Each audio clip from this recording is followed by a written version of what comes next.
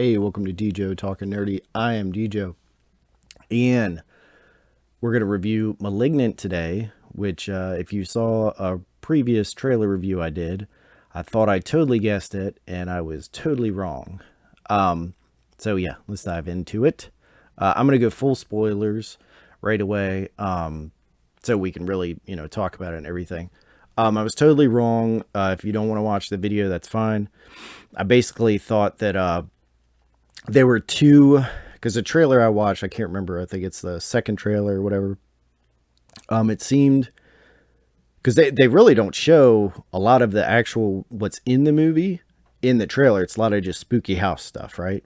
Which that's perfectly fine. That's a better way, honestly, to advertise, in my opinion, when they get you with just a little bit, and then you go in and you see a movie that you didn't think about.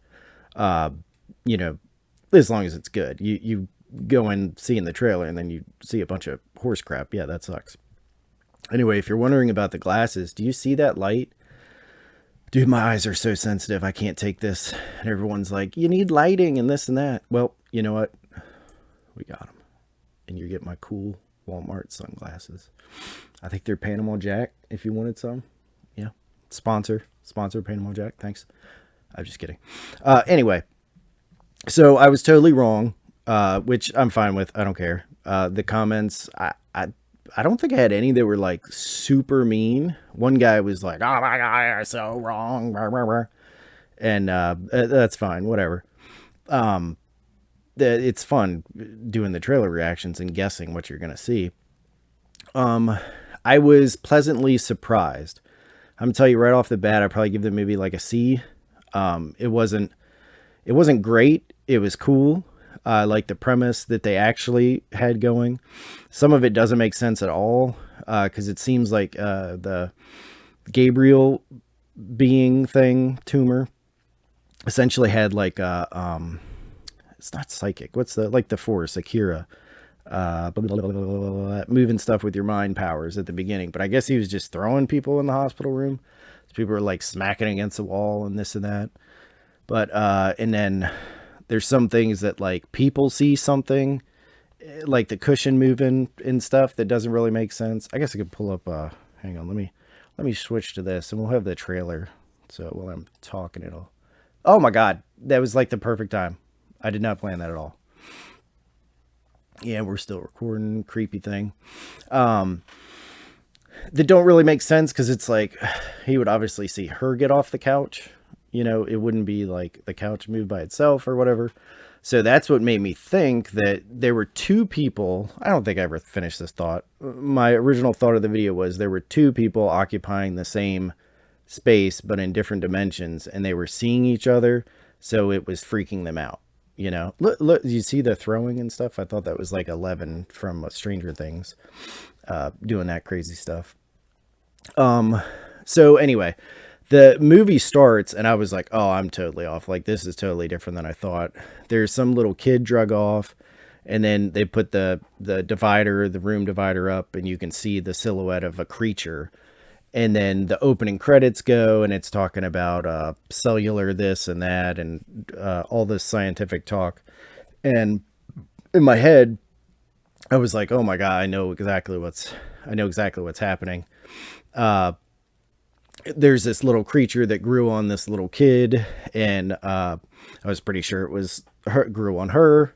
At first, I thought it was like a little boy because they said Gabriel, and I'm like, I wonder who it'll be attached to.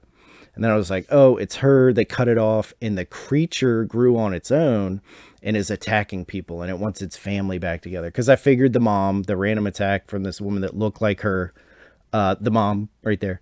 By the way, that's the little girl from Uncle Buck, the teenage girl that John Candy has to save. Anyway, I'm scatterbrained if you haven't noticed that by watching any of my other videos. So I thought it was a creature on its own, killing, and since it was attached to her, it was wanted to be with her again, like they were conjoined literally. So it wanted to get that back, and then I guess punish the doctors, which that's where I kind of got bored in the kind of middle-ish area. I was like, are we just gonna watch this dude hunt down everyone and kill them? Like, yeah, that's a good 20-minute premise, but you got to keep going. You got to go with something else. And they did. So that's pretty cool. Oh, let me talk about that. Walking backwards, and the actress that did that stuff is really cool. Follow her on Instagram, mainly because she's going to be in the new Resident Evil movie, and I'm a Resident Evil nut, if you haven't seen. And they said, oh, she's in Malignant. And I'm like, oh, okay, well, let's see what she does. And right away, because I've seen her Instagram, she does all that contortionist stuff. I was like, oh, well, she's obviously playing the Gabriel thing. But yeah, I thought that was cool. She did really cool. That the creature is very cool looking. Yeah, so I thought I had it. I thought I had it down. That it grew on its own. We're gonna get a cool creature reveal, and we did. There were two twists that got me. The mom actually being in the attic of the house that fell through. That was priceless. I genuinely was like, oh my god, like I totally didn't see that. And then that the creature was not of its own. It is her. It is in her still. And I mean, it's corny. Her skull breaks back open and stuff. Like, come on, how many bed pillows did you have to ruin before you knew your creature thing was coming back out? But it's kind of a cool mystery. I thought her acting would be really bad because in the trailer it does not look great. She's actually very, very good, and the younger sister that helps her the whole time is really good. I thought it was the new Black Widow girl. They look super similar. It's not. It's another actress. But overall, I enjoyed it. The kills were good. James Wan does good with blood and gore, and even his shotgun blasts, like the black lady officers, like shooting shotgun blasts and stuff, and all that stuff looks very real. I like when they, attention to detail. Yeah, doesn't that look like the Black Widow girl? Those scenes really took me out. Usually those can be very scary, the creepy VHS, but the little girl was not great. Sorry, little girl, you'll never watch this anyway. So, and I think they should have gone younger, because I'm like, what was she, 10 or something, and doesn't remember? I mean, my daughter's 6 and she can remember stuff when she's 3 years old. She talks about, and I'm like, how do you even remember that? But I should have had at the youngest like a 5 to 6 year old that genuinely probably would at least maybe remember a tiny bit, but new information. Their little brains are like sponge. It gets kind of covered up with new memories eventually. Yeah, and how the door come off. I guess she imagined the door coming off. I mean, I guess if she can imagine the rooms melting and everything. Yeah, so okay. But yeah, I thought because they're twins, how they say a twin knows if it's hurt, its other twin is hurt, blah, blah, blah. I thought he was genuinely separated and she was seeing his kills, but instead, I mean, she was doing them and everything. I thought it was a cool twist. I didn't see that coming until like right before, because they set you up. Oh, and let me say something too about it. I was telling my buddy this. James Wan, I don't know if it's the studio or what, but I'm so sick of the jump scares that are just music and literal something like pops out or whatever. It's so annoying. That I did this with my wife. I muted a scene. She was playing on her phone while we were watching this because she's not crazy about scary movies. I muted a scene and I was like, so she hadn't seen it. I had just watched it. I'm like, I told her, I paused it, told her about the scene. And I was like, they make all this noise and everything. And I was like, just watch this scene. And I muted it and let it play. 10 times scary. I'd already seen the scene and it gave me a creepier feeling than when it had all this sound and it didn't sound like that at all. But you know what I'm saying? He needs to stop that. I know in The Conjuring, it was a big hit to do that stuff, but go back and watch the good horror movies from like the 70s, early 80s. And almost 90% of them do not have jump scares. The Exorcist has one when she's in the attic, and it's complete silence. So it's a worthy jump scare. And she's in the attic and she's got a candle, and the candle goes up and everyone poops their pants. Another one is kind of the phone ringing in Exorcist. And it's like quiet night, and then the phone rings, and I remember my buddy.